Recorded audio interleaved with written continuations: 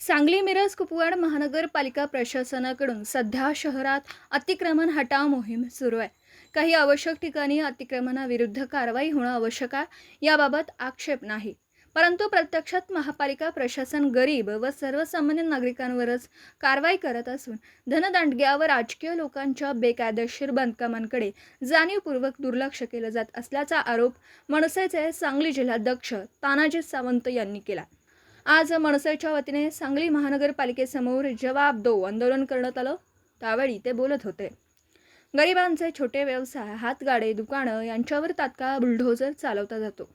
मात्र शहरातील धनदंडग्या व प्रभावशाली लोकांनी उभारलेल्या मोठ्या बेकायदेशीर इमारती, मॉल, हॉटेल्स, दवाखाने व आमदार सुधीर गाडगे यांच्या P&G ज्वेलर्स या सोन्याच्या दुकानासमोरील पार्किंग महापालिका आयुक्तांना दिसत नाही का, असा सवालही त्यांनी यावेळी मीडियाशी बोलताना केला। R-City mall, P&G jewellers, Krishna hotel, काळी खण, आयुक्तांचा बंगला, माळीज गोविंद आयकॉन तसेच शहरातील काही मोठी हॉस्पिटल्स व व्यावसायिक संकुलांना नगररचना विभागाकडून बेकायदेशीरपणे बांधकाम परवाने देण्यात आल्याचा आरोप करण्यात आला। या सर्व प्रकरणांची सखोल चौकशी करून संबंधितांवर तातडीने कारवाई करण्याची मागणी तानाजी सावंत यांनी केली आहे। या प्रश्नांवर महापालिका प्रशासन मौन बाळगतात। गरिबांना एक न्याय आणि श्रीमंतांना दुसरा न्याय असा दुजाभाव महापालिका आयुक्त जनतेशी करतात, जे अत्यंत अन्यायकारक आहे, असा आरोप तानाजी सावंत यांनी आंदोलनानंतर माध्यमांशी बोलताना केला। या आंदोलनात मनसे सैनिक तसेच काही स्थानिक पदाधिकारी मोठ्या संख्येने उपस्थित होते।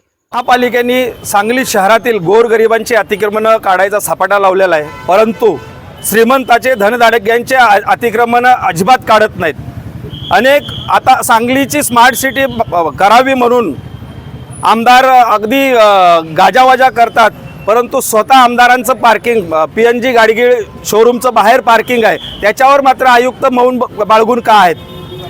R-City मॉल म्हणून सांगलीमध्ये एक अनाधिकृतरित्या मॉल उभा राहिलेला आहे। त्याची जर जमीन बघितली तर त्याचं क्षेत्र बघितलं, क्षेत्रापेक्षा जास्त बांधकाम परवाना दिलेला आहे। त्या 100% व्यावसायिक वापरास ते परवानगी दिलेली आहे, परंतु त्याला त्या पद्धतीचं त्या प्रमाणाचं पार्किंगची सुविधा नाही आहे।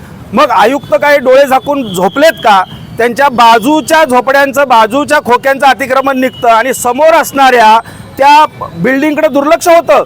म्हणजे याचा अर्थ असा आहे की गरिबांना एक न्याय आणि श्रीमंतांना एक न्याय। म्हणूनच आज आम्ही जाब विचारायला या ठिकाणी आयुक्तांना आलेलो आहे महाराष्ट्र नवनिर्माण सेनेतर्फे, की आयुक्त साहेब, फक्त तुम्हाला गोरगरिबांचे संसार दिसतात का?